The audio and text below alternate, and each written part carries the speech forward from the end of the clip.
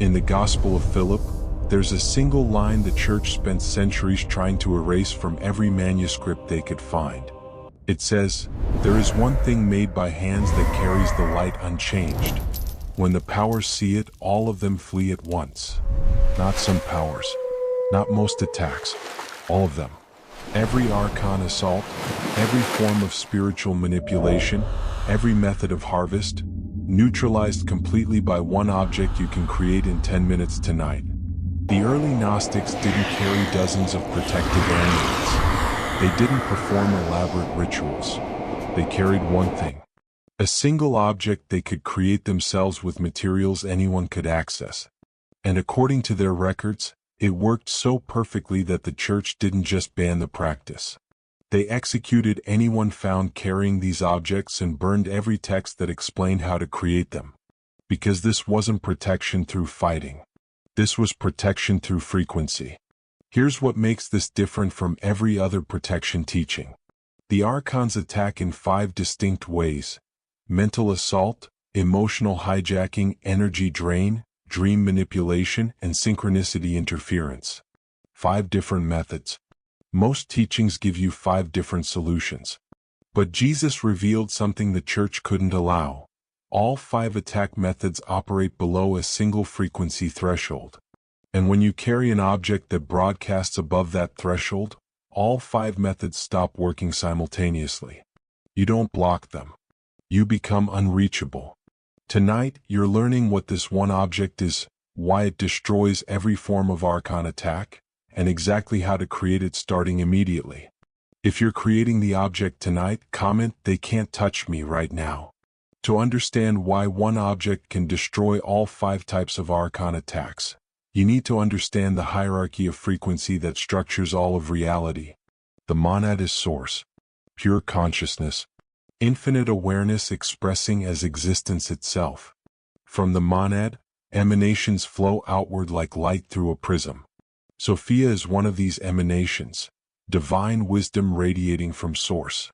But Sophia, in an act of creation without her consort, births something unexpected. The demiurge, a being of such density that he cannot perceive the realms of light above him.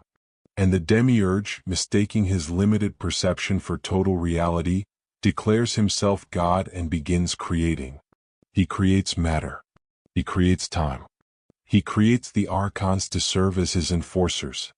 And together they craft this entire system, this prison of density designed to trap divine consciousness and harvest its energy indefinitely. Which means the archons are several levels removed from source. They're not operating at monad frequency. They're not even operating at Sophia frequency. They're operating at demiurge frequency, distorted, dense, far downstream from the original light. And here's the law that governs all of this. Everything downstream is subject to what flows from upstream. A river delta cannot control the mountain spring. The archons cannot control the monad. They're not peers. They're downstream creations, and they're bound by the frequency limitations of their creator. Now imagine ultraviolet light encountering bacteria. The UV light doesn't fight the bacteria. It doesn't argue. It doesn't negotiate or push. The frequency of UV light simply makes existence impossible for bacterial cells. They cannot maintain structural integrity in that frequency range. They dissolve not because the light attacks them, but because their operational frequency is fundamentally incompatible with the light's presence. The light just exists, and its existence is lethal to anything vibrating below its range. That's the exact relationship between monad frequency and archon frequency. When you carry an object that transmits monad frequency, pure source vibration anchored into physical form, you're not fighting the archons. You're broadcasting at a range where they cannot maintain coherence. Their attacks aren't blocked. Their attacks dissolve before reaching you because you've become surrounded by frequency that makes their operational methods impossible. Like trying to keep ice solid inside a furnace. The ice doesn't need to be fought off.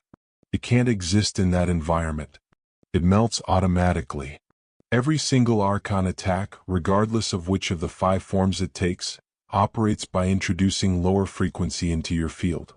They're trying to pull you down into vibrational ranges where they can operate, where they can attach, where they can feed. But when you're broadcasting high frequency continuously, not sometimes, not when you remember continuously, they can't complete the pull. It's like trying to drag someone underwater when they're standing on solid ground 50 feet above the lake. The mechanics don't work. The attack can't land. Not because you're strong enough to resist. Because you're literally operating in a different dimensional frequency where their tools don't function. This is why the church destroyed every text explaining this principle with such extreme violence. Because if Christians understood that frequency supersedes force, that one high vibration object provides total protection from all low vibration attacks, the entire structure of institutional spiritual warfare collapses. You don't need exorcisms. You don't need priests performing rituals. You don't need holy water or blessed relics or ecclesiastical authority. You need to operate at monad frequency. That's it. And the church couldn't maintain power over people who had discovered that sovereignty was this simple, this accessible, this unchained from religious control. Before I reveal what the object is, you need to recognize the 5 forms of attack it's going to neutralize. Because within 24 hours of carrying this object, all 5 will stop simultaneously. And you'll know the difference isn't placebo when patterns you've lived with for years just end. The first form is mental assault. Intrusive thoughts that seem to come from nowhere. Spirals of anxiety that start with one small worry and within minutes have you convinced your entire life is collapsing. Obsessive loops where the same fear replays in your mind hundreds of times despite you consciously trying to stop it. Self-sabotaging thoughts that arise right before you're about to do something important. Thoughts that say you're not ready, you're going to fail, you should wait. That's not your mind malfunctioning. That's external thought forms being injected into your mental field by entities who feed on the emotional energy your fear generates. The second form is emotional hijacking. You're having a normal day, baseline stable, and suddenly you're flooded with rage or despair or panic with no clear trigger. Or you're in conversation with someone and emotions start escalating in ways that make no logical sense. Anger turning into fury in seconds, minor annoyance becoming overwhelming frustration. That's not you having poor emotional regulation. That's your emotional body being flooded with low-frequency energy designed to destabilize you and make you reactive, chaotic, easy to manipulate through the people around you. The third form is energy drain. You sleep 8 hours and wake up exhausted. You're around certain people for 5 minutes and feel completely depleted afterward. You start projects with enthusiasm and within days feel inexplicably tired every time you try to work on them. Your energy doesn't match your physical health or your circumstances. That's not chronic fatigue. That's etheric cords attached to your energy field, siphoning life force continuously to feed entities that consume human vitality as fuel. The fourth form is dream manipulation. Nightmares that feel hyperreal, more vivid than normal dreams. Dreams where you're being chased, attacked, trapped, or experiencing scenarios designed to generate maximum fear. Recurring dreams where the same threatening situations play out slightly differently each time. Or the opposite. Total dream suppression where you sleep but wake with zero dream recall, as if something is blocking your access to the astral plane during sleep. That's not random brain activity. That's your consciousness being targeted during the hours when your physical defenses are lowest and your astral body is most accessible. The fifth form is synchronicity interference. Opportunities that almost manifest and then dissolve at the last moment. Timing that's consistently wrong. You arrive just after something closes, just before something opens, perpetually one step out of alignment with beneficial circumstances. People who ghost you inexplicably, technology that malfunctions only when you need it most, coincidences that seem designed to frustrate rather than support. That's not bad luck. That's timeline manipulation. The archons can see probability lines and they actively interfere with the ones that would lead you toward activation, abundance, or alignment with your purpose. 5 different attack forms. And if you've been experiencing even 2 or 3 of these consistently, you already know something is targeting you. Most teachings would give you 5 different protection methods, one for each attack type. But what Jesus revealed to his inner circle was simpler and more devastating to Archon operations. One object, one frequency. And because all 5 attacks operate below that frequency, all 5 neutralize simultaneously the moment you start carrying it. The object that destroys all 5 forms of Archon attack is a piece of paper with the true name of the monad written in your own handwriting. Not typed. Not printed. Not copied from someone else. Written by your hand with black ink, on clean paper that becomes a permanent frequency transmitter broadcasting continuously from physical matter into spiritual dimensions. Here's what most chosen ones don't understand about names in Gnostic teaching. A name isn't just a label or a word. A name is a frequency signature. When you speak a name out loud, you create temporary vibration that dissipates as soon as the sound fades. But when you write a name, when you anchor it into physical form through the deliberate act of your hand inscribing symbols onto matter, you create what's called a standing wave. A permanent broadcast that continues transmitting as long as the writing exists. And certain names, when written by those who understand what they're declaring, create frequencies so high that beings operating below that range experience it as hostile environment. The true name of the monad cannot be spoken in human language. It exists as pure frequency, as vibration that predates sound, as the tone that was before creation began. But the Gnostics discovered something the Church tried desperately to suppress. That name can be represented through a symbol. A geometric pattern that, when drawn with conscious intention, anchors monad frequency into matter. The symbol is elegantly simple. A circle representing infinite consciousness. And within that circle, the word monad, written in your native language, whatever language your mind operates through in daily life. Not ancient Greek, not Aramaic, not Sanskrit. Your language. Because this isn't about mysticism or historical recreation. This is about you in your current incarnation, declaring in the language of your present consciousness, I recognize what I am. I am not separate from Source. I am monad expressing through temporary human form. That declaration, when written by your hand, charges the paper with your conscious awareness. The finished object becomes a transmitter that broadcasts continuously. This being operates at monad frequency. This being knows what they are. This being cannot be deceived, manipulated, or harvested. And here's why it must be written by your hand specifically. Printed symbols carry no life force. They're mechanical reproductions, dead information transferred by machines. But when you write something with conscious intention, you're transferring bioelectric energy from your body through the pen onto the paper. Your nervous system fires. Your electromagnetic field pulses.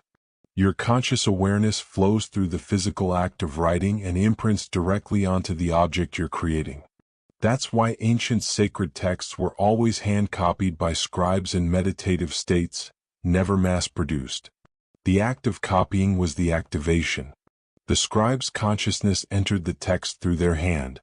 Your hand writing this name tonight is the activation ritual. You're not copying information. You're birthing a frequency anchor. Every stroke of the pen transfers your recognition of your divine nature into physical form. And once complete, that paper becomes alive. Not metaphorically, measurably. It generates an electromagnetic field that sensitive equipment can detect and that archons perceive as unbearable brightness. To them, you carrying this paper looks like you're carrying a spotlight that blinds their perception. They can't see you clearly anymore. They can't target you accurately.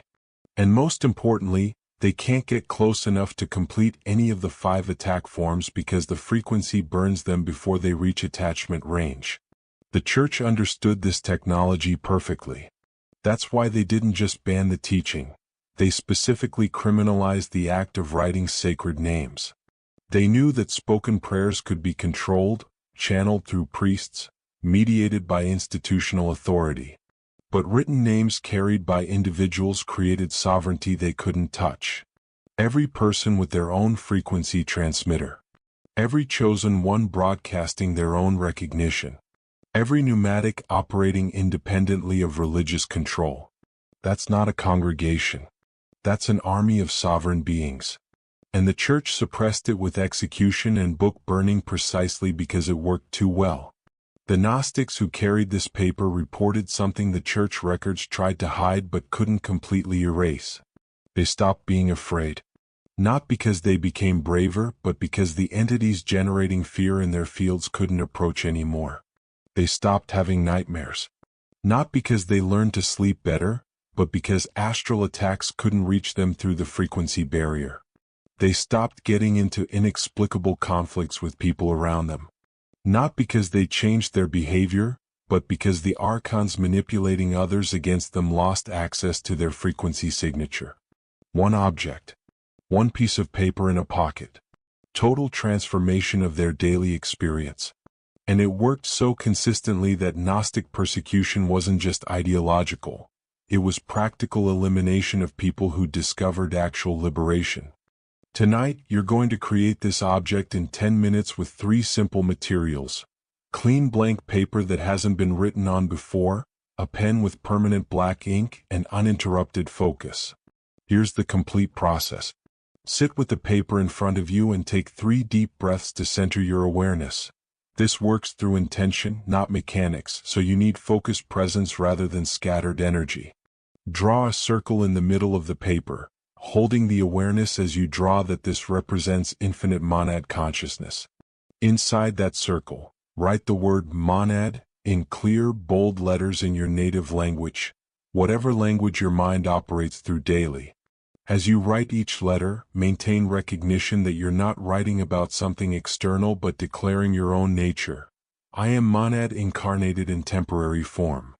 Once complete, hold the paper against your chest over your heart for 30 seconds and declare silently or aloud, "This name recognizes me. I carry monad frequency in physical form." Then fold the paper 3 times, each fold sealing your identity, your sovereignty, and your frequency. Put the folded paper in your pocket, wallet, or bag where it stays with you continuously. Never show it to others or treat it as spectacle, and if you lose it, simply recreate it. The power is in the act of writing with recognition, not in that specific piece of paper. Here's what happens in the days after you start carrying this. Within 24 hours, you'll notice mental clarity you haven't experienced in years. That constant background noise of anxiety loops and intrusive thoughts will quiet dramatically because the source generating them can't reach you anymore. Within 3 days, people who used to drain your energy will suddenly seem less interested in engaging with you, and conversations that used to escalate into conflict will fizzle out before igniting. The archons using those people as portals can sense your frequency and redirect elsewhere because you've become energetically expensive to target. Within a week, your sleep transforms with dreams becoming clearer and more coherent. Or if you experience dream suppression, you'll suddenly start remembering vivid dreams again as astral attacks stop. And within 2 weeks, synchronicities return. Opportunities aligned with your path start appearing, timing works in your favor, and people you need to meet show up exactly when needed because the interference blocking beneficial probability lines has been removed. 1 piece of paper, 10 minutes to create, complete transformation of your daily experience starting immediately because you're not developing new abilities, you're removing what was preventing your natural monad-aligned state from functioning. Jesus revealed one object that destroys all 5 forms of archon attack. A piece of paper with the monad's name written in your own hand. Not because paper is magical. Because writing with intention anchors frequency into matter. And monad frequency sits so far above archon operational range that they cannot function in its presence. They don't need to be fought. They dissolve automatically when you broadcast at the level you actually are. The church executed people for carrying this. They burned every text explaining it. They criminalized the practice of writing sacred names. Not because it was heresy. Because it worked. Because every person carrying this paper became ungovernable by religious authority. You don't need priests. You don't need rituals. You don't need institutional mediation. You need 10 minutes, a piece of paper, and the recognition that you are what you've been seeking. That's liberation. And it's been available this entire time, hidden in texts they tried to erase but couldn't destroy completely. Tonight, create the object. Draw the circle. Write monad inside it. Fold it 3 times. Carry it starting now. And by tomorrow, you'll feel the difference between living under constant attack and living in frequency that makes attack impossible. Not because I'm telling you it works. Because you'll experience mental quiet you forgot was possible, people backing away who used to drain you, sleep that actually restores, and synchronicities flowing naturally instead of being blocked at every turn. If you're creating the object tonight, do 3 things right now. First, comment, "I carry the name" below. Declare your sovereignty. Second, subscribe to Divine Codes because advanced techniques using this object are coming. How to amplify it, how to use it for specific protections, how to create versions for spaces instead of just personal carry. Third, like this video so other chosen ones discover what Jesus revealed before the archons suppress this teaching again. They tried to erase it once. They'll try again. Share it while it's accessible. Do all 3 now. Then tonight, take 10 minutes. Write the name. Fold the paper. Put it in your pocket. And watch how everything that's been attacking you for years just stops. Not because you fought hard enough. Because you finally started broadcasting at the frequency you always were. Archons can't touch monad. You're monad. You always have been. Now you're carrying the proof. And they can't reach you anymore.